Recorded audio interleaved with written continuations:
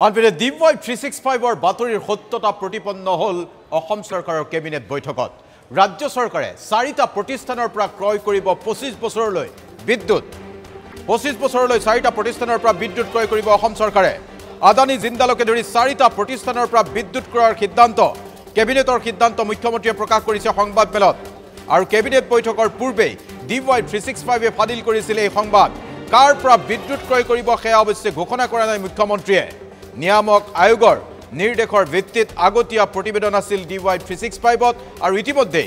4টাকৈ প্ৰতিষ্ঠানৰ পৰা যে বিদ্যুৎ ক্ৰয় কৰিব সেই কথা কেবিনেট সিদ্ধান্ত লোৱা হৈছে আৰু এই সন্দৰ্ভত কেবিনেট বৈঠকত মুখ্যমন্ত্ৰীয়ে দিছে ঘোষণা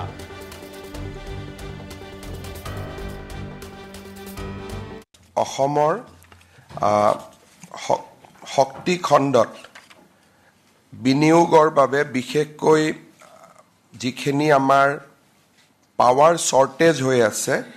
সেই পাৱাৰ শৰ্টেজ পূৰণ কৰিবৰ বাবে যোৱাকালি কেবিনেটে ভাৰত চৰকাৰৰ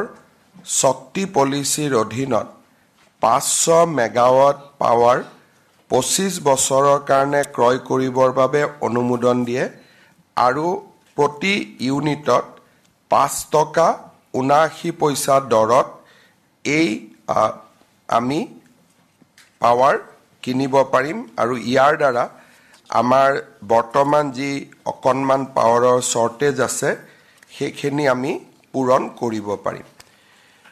ইয়াৰ পিছত মই আৰু দুটা কথা আপোনালোকক জনাব খুজিছো যে যোৱাকালি আমাৰ বাতৰি কাকত বিলাকত এটা আৰু টিভি বিলাকতো এটা বাতৰি প্ৰচাৰ হৈছিল যে ৰাজ্যিক কৰ্কট প্ৰতিষ্ঠানত অভাৱনীয়ভাৱে ৰোগীৰ মাচুল বৃদ্ধি হোৱা বুলি আমি যেতিয়া গোটেই বিষয়টো পৰীক্ষা কৰোঁ তাত এটাই কথা আমি বুজি পাওঁ যে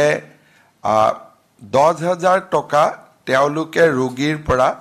আগধন ল'বৰ কাৰণে এটা নিৰ্দেশ দিছিলে আৰু সেই নিৰ্দেশটো যোৱাকালি ৰাতিয়ে মই বাতিল কৰিবৰ বাবে তেওঁলোকক নিৰ্দেশ দিছো আৰু তেওঁলোকে এইটো বাতিল কৰিছে